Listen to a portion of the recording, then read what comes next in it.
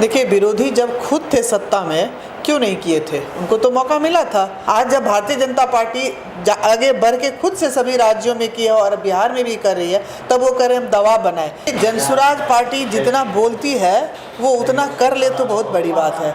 वो दिग्भ्रमित करने का काम कर, ये केजरीवाल 2 है। हेलो नमस्कार, मैं हूं नीरज कुमार। आप देख रहे हैं मोबाइल न्यूज 24। 17 लाख दर्शकों का फेवरेट न्यूज चैनल। बिहार विधानसभा की बारीकियों को जानने के लिए आज बीजेपी दफ्तर में महासचिव लाजवंती झा जी के पास है और इनसे जानेंगे बिहार में जो कुछ नया एक्टिविटी हुआ है उसका मतदाताओं पर क्या असर पड़ने वाला है। जैसे कि बीते दिनों 1100 पेंशन किया गया है, 125 यूनिट बिजली फ्री किए गए हैं, महिलाओं के लिए 35% आरक्षण की बात कही गई है और भी कई चीज़ें हैं जो विपक्ष द्वारा आरोप लगाए गए हैं, उस पर भी चर्चा करेंगे। मैडम बहुत बहुत स्वागत है आपका। अभी जो ये सारी चीज़ें दी जा रही है, क्या लगता है वोटरों पे इसका असर होगा या फिर चुनाव को देखते हुए ये सारा योजना लागू किया गया है? देखिए, ये सारी जितनी भी चीज़ें हैं वो पहले से निर्धारित था कि करना है और हमारी जो पार्टी है, भारतीय जनता पार्टी या एनडीए की जो गठबंधन सरकार हमारी है, वो ये सोच के कोई काम नहीं करती है कि वोटरों को आकर्षित करना है या वोटरों को अपने तरफ हमको खींचना है। ये हमारे पूर्व निर्धारित सारे कार्यक्रम थे जिसको करना ही था। तो उचित समय आने पे लोग करता है। निश्चित तौर से जब हम राजनीति करते हैं तो वोटर को आकृष्ट करना तो हमारा काम है ही, लेकिन ये सोच के हम ये योजनाएँ 400 पेंशन को 1100 या फिर 125 यूनिट बिजली फ्री, ऐसा कुछ नहीं किए हैं। हमारे माननीय प्रधानमंत्री जी और माननीय मुख्यमंत्री जी हमेशा से गरीब, वंचित, शोषित, दलित के लिए काम करते आए हैं और इसी के संदर्भ में ये 400 पेंशन को 1100 किया गया और 125 यूनिट बिजली फ्री गरीबों के लिए किया गया है। बिल्कुल, लेकिन थोड़ा जो विरोधी लोग कह रहे हैं कि ये दबाव में है। हम लोग मांग कर रहे थे, हम लोग सत्ता में आएंगे तो 2000 करेंगे, 2500 करेंगे, बिजली 200 यूनिट करेंगे। तो ये सब चीज़ें और क्या आने वाले समय में गैस सिलेंडर की लोगों की मांग हो रही है, वो भी सस्ता हो सकता है आपके पार्टी के द्वारा? देखिए, विरोधी जब खुद थे सत्ता में क्यों नहीं किए थे? उनको तो मौका मिला था।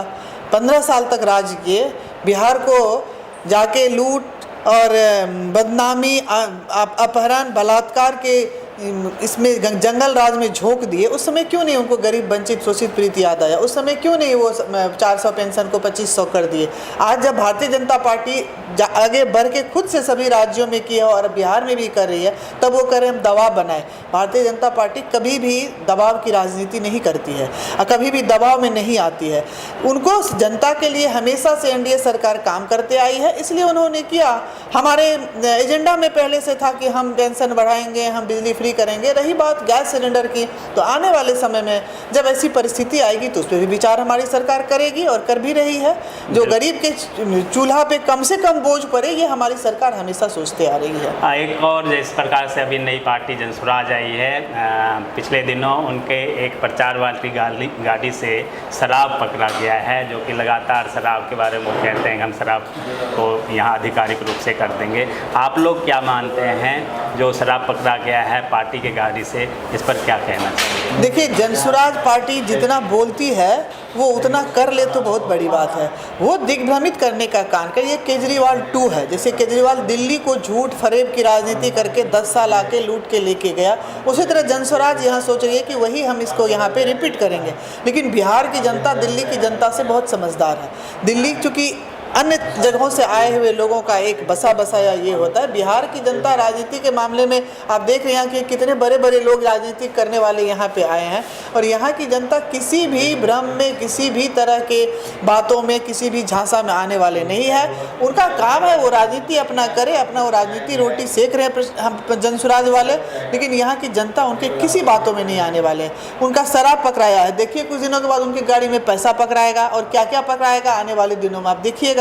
इसलिए कुछ कहने की आवश्यकता नहीं और उनको हम लोग कभी गंभीरता से ले भी नहीं रहे हैं। जहाँ तक जनसुराज की बात है, कोई भी हो हम लोग उनको गंभीरता से नहीं ले रहे हैं, कोई अस्वीकृति नहीं है, वो ऐसे ही हल्ला कर रहे हैं, करते रहे। बिल्कुल, अगर हम आपके क्षेत्र चलते हैं सहरसा, बहुत लोगों को उम्मीद थी, बीते दिनों आरोपी जारी हुआ था, कलेक्टर साहब आए थे, टेंडर भी हो गया था, लेकिन पता चला फिर से वो अधर में लटक गया है।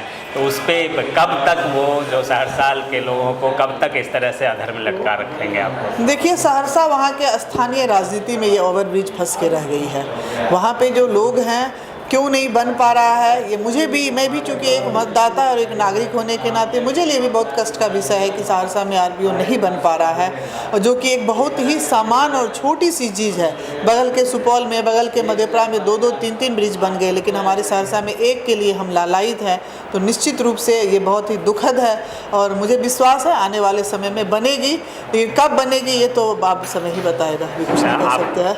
स्वाभाविक तौर पर क्योंकि आपके पार्टी के PWD मिनिस्टर भी हैं, उप मुख्यमंत्री साहब भी हैं, तो आप लोग भी इस मुद्दे को निश्चित रूप से देखिए, वो स्थानीय राजनीति में फंस के रह गए। मांग है वहाँ के लोगों का, बहुत 20 साल से लटका हुआ है। ये 20 साल से लटका है, बहुत ही आवश्यक मांग है, जरूरी मांग है, और वहाँ के स्थानीय राजनीति में ये फंस के रह गया है।